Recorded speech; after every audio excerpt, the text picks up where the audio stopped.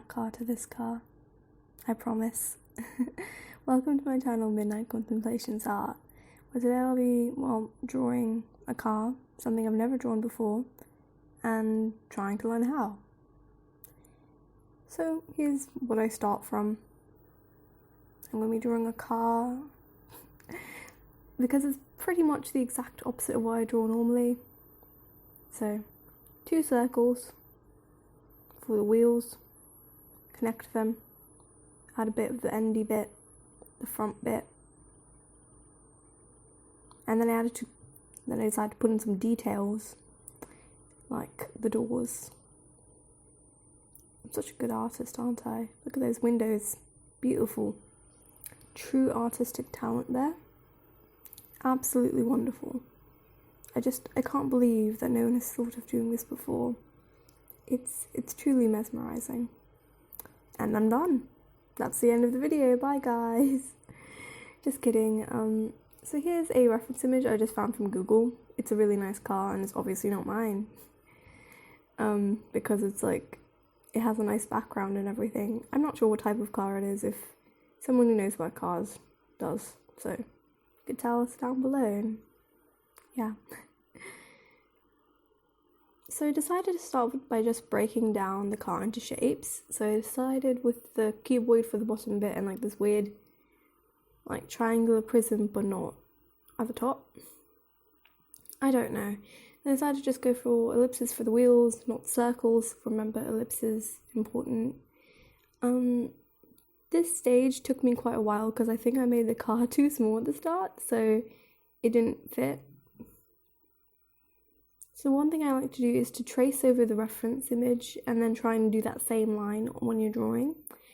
Now, this is sort of like that weird midline between tracing and referencing, but it's not exactly tracing because you aren't going over the actual drawing, you're just looking at the line, copying it, and then being like, okay, I have to do that. So it's not proper tracing, which is kind of bad just because you're taking someone else's work or someone else's picture. Like, most images are copyrighted, so you have to disclaim that, as I did before. Some people don't, and that's bad. That's not a good thing. You shouldn't do that. Please disclaim all of the images that are not yours or what you've copied or traced. Okay, I have very little idea of how to draw cars. It's never really come up in my life. So I decided to go for it. Now this is something I'd actually recommend to a lot of artists out there. If there's ever a time where you don't know what to draw, or you don't know, or you want to improve and you're like, how do I improve? Draw something you don't. If you draw like buildings, try and draw cats. If you draw like lots of nice sceneries and like oceans and things, draw anime. If you draw like portraits, try and draw a car. And the reason this is so important is it teaches you different aspects of art and teaches you different things, especially problem solving within art. Because all of the time when you're drawing and you sort of stagnate into, oh, I'm just going to draw another portrait of some random person looking slightly to the left. That's a nod to myself there. I draw a lot of people looking slightly to the left. It's not good. And I'm trying to change that. Overall, this was actually quite a fun experience. It was a little bit nerve-wracking when I got to the colouring because I have no idea how to colour metal at all. But I think I got there in the end, so that's nice. I learned something new. I learned how to make things look shiny. So here I'm just working on the proportions of the car, just working on how to draw it. And that's what I really love about this exercise, is that it just teaches you something that you probably wouldn't have learned otherwise. For example, I've never drawn a car before, like a proper car, and here I am drawing a car, and in the end it turns out quite nicely, so that's nice. And I've also just learned a lot about the way I learn. I basically learned it by just going over the same thing a bunch of times until it looks right, which probably isn't the most efficient, but I've learned something. So there's that.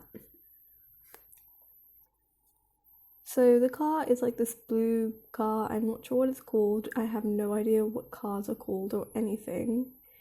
So if any of you people know about cars, tell me which one this is in the comments down below. And yeah, this was literally just like one of the first images in Google. So I just looked at it and was like, okay, let's draw this one. So here I'm doing the colouring. So one of the things I do regret about this drawing is I tried to do a little bit too much, I think. Because I decided to use a soft brush to draw metal, which is a bit of a hyperbole if you think about it. Because metal, you usually want a more like hard brush, but I decided to go for a soft brush. Now, I think this was like me trying to I was a bit of an overachiever, let's just be honest here. I was overachieving here so badly. Because I wanted to see if I could like sort of use different textures to make a texture that wouldn't work normally. So this brush is actually one of the softest brushes I have in my favourites brush thing. There's only 5 there, so I can tell you what that means. So it's the softest brush and I decided to go for it. I don't regret it, especially because I do think I learned how to like lay down value and colour in a way where it looks somewhat realistic, even if I don't have the right like brush, but it's still like, I think I just did a bit too much for my first time. So here I'm just laying down like the different colours. Now the thing with metal is that it actually like turns into a bunch of different colours a lot. There's that. It just changes a lot. Specifically with red cars, I'm not sure if this is like actually true, but I just feel like red cars, they do a lot of different things. Because sometimes they have like little lights that are golden, but sometimes they're silver looking in the light, and sometimes they're just dark brown, black. And that's why I didn't go for a red car, I went for a blue car, because most of the values on this blue car are blue. Okay, so my first pass through of colouring this car really didn't go well at all. I didn't like it at all, I kind of hated it, like, no. But the final piece was actually quite, well, I liked it. It was an interesting experience to draw it, so. This was sort of like the awkward stage in all drawings where it's like, I wasn't quite sure what I was doing because I wanted to go for simplicity and I still hadn't realised like that my brush was probably too soft, but I ended up using it anyway the whole time, so. Another issue I think I have is not making my darks dark enough and my lights light enough. Because in reality, cars and metal usually go up to just to blinding white. And I don't like doing that. I'm not sure. It might be just because I'm scared, or it could just be like something else. I don't know.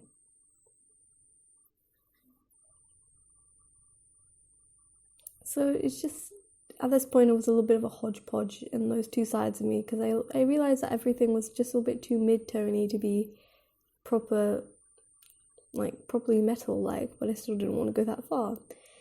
So I ended up just making an entirely new layer on top and just fixing everything as it went.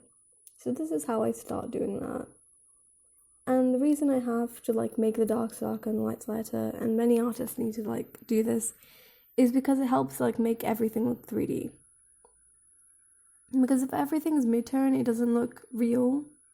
It looks as if everything in that picture has been put in under the exact same lamp, almost, even though that lamp is usually not the exact same light everywhere. Oh, that's such a bad analogy. How do I explain this? It's like, it makes everything seem as if like it's real, as if things are going in and out, especially with cars, as they have a lot of like bits that go in a bit, bits that like stick out a bit.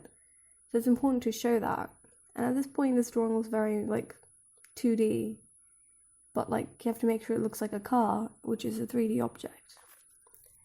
So that's just to do with lighting and shading. And I think like there's just a problem with shading in general in the art community. Like some people just do it a bit too much, so everything looks a bit too smooth almost, because a lot of people try to blend in their shadows and their highlights all nicely, and that's true, you should do that, because a lot of the time highlights and shadows are a bit more smooth than just random lines, which is why, yeah. but then they do it too much so everything looks a bit too smooth, almost like plastic, to look like skin or hair or anything like that. So it's a fine balance, but it's there. That's why I envy cel shading artists. Like, their works look so good, but they don't have to deal with all the annoying like things. All of the art looks so good, and I kind of want to learn how to cel shade, but I feel like that's a bit too much to learn because I've been doing a lot of like art studies and practicing lately, so I think I might just like, yeah, I might implode a bit if I do that for too long.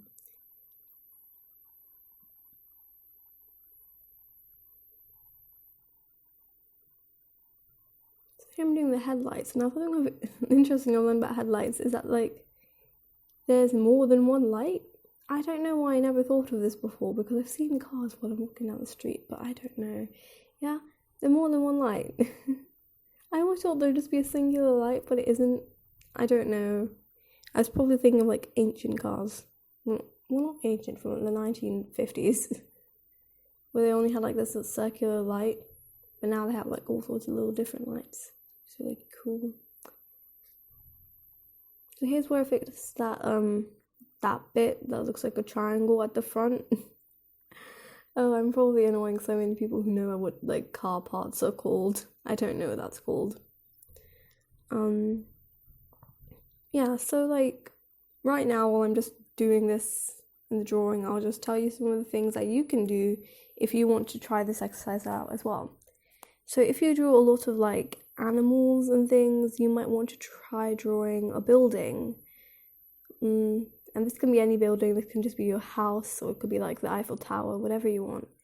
If you draw a lot of like flowers, also like botanical studies, you might want to try drawing a mech.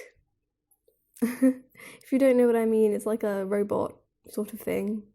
If you draw a lot of like backgrounds and like environments, you might want to try drawing like cartoony styles, like something like I'm trying to think of like Steven Universe or something of that sort. If you draw a lot of like anime drawings, a lot of stuff like that, you might want to try drawing, well, a cityscape or like a nice little bush. And I know this probably sounds a bit boring and a bit like overdone, but like it's very important to know how to draw different things and be able to like know how you learn in art. Because if you've drawn something you've never drawn before, that means that you can definitely draw something that you have drawn. And then you have that sort of self-assurance of, I've drawn something that I've never drawn before, so I can definitely draw this. It also helps with your style, because you can sort of learn how you draw things, like how you tackle things, and that can help you with your style as well. So there's a lot of things that this exercise can help with, and I just really recommend it to anyone who's going into art. Just try and go for the opposite of what you draw, honestly. Like if you draw like, and it doesn't have to be as big as like doing the exact opposite. You can just do something a bit different. For example, if you draw a lot of women, you might want to draw a man. If you draw a lot of like cats, you might want to draw a fish. It doesn't even have to be a huge difference for you to learn something.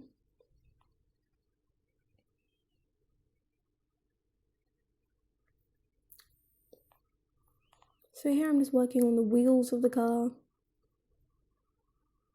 and I don't like them. I feel like at this point I was kind of giving up, which is a bit sad, but they still look like something, which is nice. So here's my first attempt at a car.